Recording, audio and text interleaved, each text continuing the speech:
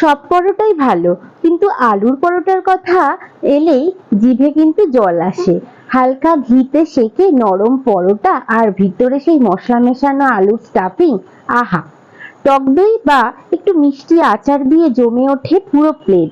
আজ দেখবো কিভাবে একদম সহজ উপায়ে ঘরের মধ্যে হোটেলের মতো টেস্টি আলু পরোটা বানানো যায়। চলুন আর দেরি না করে শুরু করা যাক আজকের রেসিপিটি। নমস্কার, আমি রুম্পা। রান্নাঘরের স্বাদ কাহনের নতুন একটি পর্বে সবাইকে স্বাগত। আলু পরাঠা তৈরি করার জন্য আমি এখানে 4 কাপ মতো আটা নিয়ে নিয়েছি। আপনারা চাইলে আটা ময়দা মিক্স করেও করতে পারেন। আমি এখানে মেজারমেন্ট কাপের 4 কাপ মতো আটা নিয়ে নিয়েছি। তারপর আমি দিয়ে দিলাম সামান্য একটুখানি নুন ও দিয়ে দেব কিছুটা পরিমাণে তেল। আমি এখানে 2 চামচ মতো তেল ব্যবহার করেছি। আর দিয়ে দেব সামান্য একটু জোয়ান। জোয়ানটাকে একটু হাতের সাথে ঘষে আমি জোয়ানটাকে দিয়ে দেব। তারপর খুব ভালো করে আমি ময়ামটাকে মাখিয়ে নেব। যত ভালো করে নুন আর তেলটাকে আটার সাথে মাখিয়ে নেবেন ততই ভালো কিন্তু পরোটাটা তৈরি হবে। এখন আমি উষ্ণ গরম জল অল্প অল্প করে আটার মধ্যে দিয়ে দেব ও খুব ভালো করে আটাটাকে আমি মাখিয়ে নেব, যতক্ষণ পর্যন্ত না একটা আটার মন্ড তৈরি হচ্ছে। আমি খুব ভালো করে আটাটাকে মাখিয়ে নিলাম। আর একটু নরম করেই মাখাবেন, তাহলে পরোটাটা কিন্তু খুব ভালো হয়। লুচি কিংবা পরোটা যে কোনো কিছুর ক্ষেত্রেই যদি আমরা আটা কিংবা ময়দাটাকে একটু সময় নিয়ে মাখি এবং একটু নরম করে মাখি, তাহলে কিন্তু খুব ভালোভাবে পরোটা কিংবা লুচিটা তৈরি হয়। আর আমি কিন্তু খুব ভালোভাবে আটাটাকে মেখে নিয়েছি। অন্তত 10 মিনিট সময় ধরে আটাটাকে খুব ভালো করে মাখিয়ে নিয়েছি। তারপর আমি এটাকে 10 মিনিটের জন্য ঢাকা দিয়ে রেখে দেব।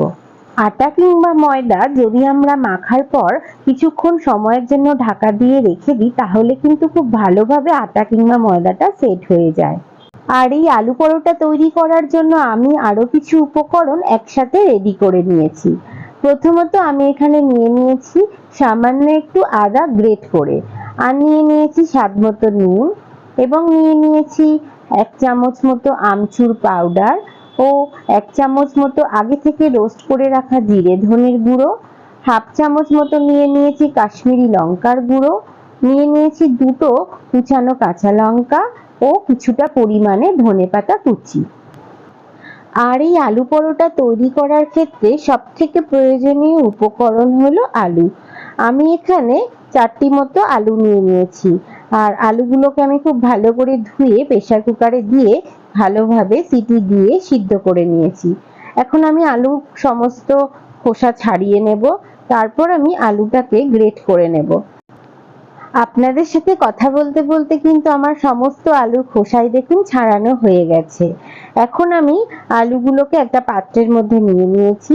তারপর আমি গ্রেটারের সাহায্যে খুব ভালো করে আলুগুলোকে গ্রেট করে নেব। আর আলুগুলোকে যদি এইভাবে গ্রেট করে নেওয়া হয়, তাহলে অনেক সময় দেখা যায় আলুগুলো যদি হাত দিয়ে মাখা হয় আলুগুলো একটু শক্ত শক্ত থেকে যায়, কিন্তু গ্রেট করে নিলে আলুগুলো কিন্তু আর কোনো শক্ত অংশটা থাকবে না। খুব ভালো করে আমি আলুগুলোকে গ্রেট করে নিয়েছি, আর এটা কিন্তু মাখাতেও খুব সুবিধা হয়। এবার আমি নিয়ে নিলাম স্বাদ মতো নুন, নিয়ে নিলাম কিছুটা পরিমাণে আদা কুচি, আর আদাটাকেও আমি গ্রেট করে রেখেছিলাম, 1/2 চামচ মতো কাশ্মীরি লঙ্কার গুঁড়ো, আর দিয়ে দেব 1 চামচ মতো আগে থেকে রোস্ট করে রাখা জিরে ধনের গুঁড়ো, এবং দিয়ে দেব 1 চামচ মতো আমচুর পাউডার। আর এই আমচুর পাউডার দিয়ে যদি আলুটা মাখানো হয় এর স্বাদ কিন্তু অনেকটাই চটপটা হয়।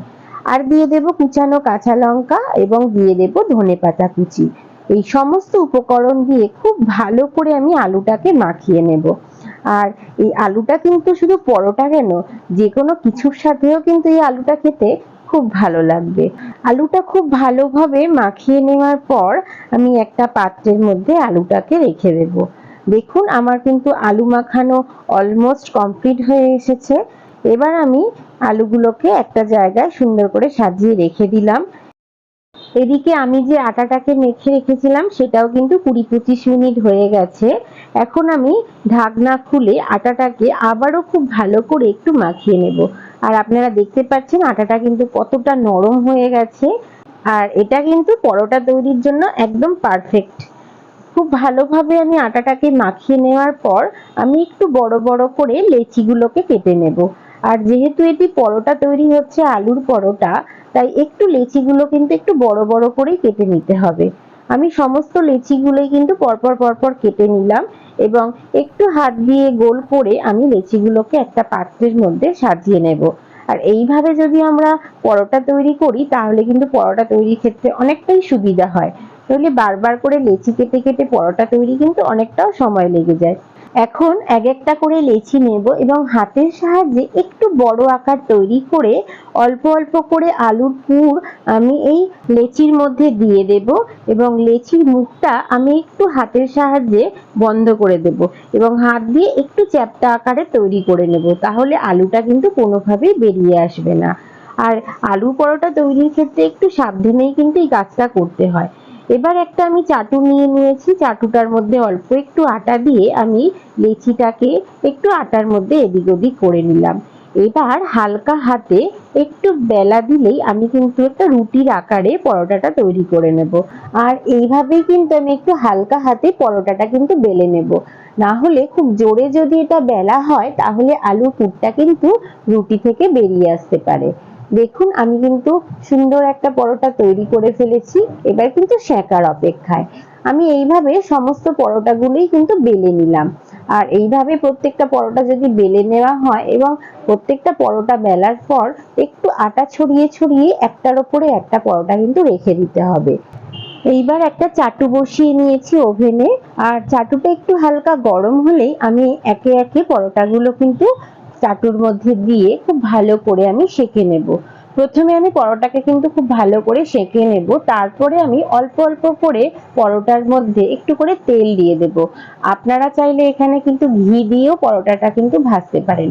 আমি এখানে একটু সাদা তেল একটু উপর থেকে ছড়িয়ে দিয়ে এপিঠ ওপিঠ খুব ভালো করে আমি পরোটাটাকে সেঁকে নিয়েছি। আমি এইভাবে আরো একটি পরোটা কিন্তু চাটুর মধ্যে দিয়ে দিলাম এবং এদিক ওদিক আমি খুব ভালো করে সেঁকে নিয়ে এবার আমি একটু ঘি দিয়ে পরোটাটাকে একটু চারিদিকে পরোটার গায়ে মাখিয়ে দিলাম। তারপর আমি দু পিঠই পরোটার খুব ভালো করে ভেজে নেব। আর দেখুন এটি দেখতেও যেমন সুন্দর হয়েছে, খেতেও কিন্তু অসাধারণ লাগে। এটি ব্রেকফাস্ট কিংবা ডিনার যে কোনো সময়ে কিন্তু খেতে কিন্তু অসাধারণ স্বাদের হয়। আর এটা কিন্তু বড় থেকে ছোটরা আমরা সবাই খেতে খুব পছন্দ করি এবং এটি খুব একটি হেলদি একটা খাবার। আমি এইভাবে সমস্ত পরোটাগুলোই কিন্তু সেঁকে খুব ভালো করে আমি ভেজে নিয়েছি। আর আমার সমস্ত আলুর পরোটা কিন্তু একদম রেডি হয়ে গেছে। আর দেখতে পাচ্ছেন আপনারা এটি দেখতে কতটা সুন্দর হয়েছে। আমি এখানে একটু টক দই সার্ভ করলাম, আর এই টক দইয়ের সাথে কিন্তু এই পরোটা খেতে কিন্তু অসাধারণ হয়। আর আপনারা কিন্তু টক দই কিংবা আচার কিংবা যে কোনো একটা চটপটা তরকারির সাথেও এটি কিন্তু খেতে পারেন। আর এটি খেতেও কিন্তু লাগে অসাধারণ স্বাদের। আমার আজকের রেসিপিটি কেমন লাগলো? ভালো লাগলে অবশ্যই আমাকে একটা কমেন্ট করে জানাবেন। সেই সঙ্গে লাইক, শেয়ার এবং আমার চ্যানেলে নতুন বন্ধু হয়ে থাকলে সাবস্ক্রাইব করার অনুরোধ রইল। সবাই খুব ভালো থাকবেন, সুস্থ থাকবেন এবং কাছের মানুষকেও ভালো রাখার চেষ্টা করবেন। আবার খুব তাড়াতাড়ি ফিরে আসছি নতুন কোনো রেসিপি নিয়ে। ততক্ষণের জন্য সঙ্গে থাকুন এবং সঙ্গে রাখুন রান্নাঘরের স্বাদকাহন।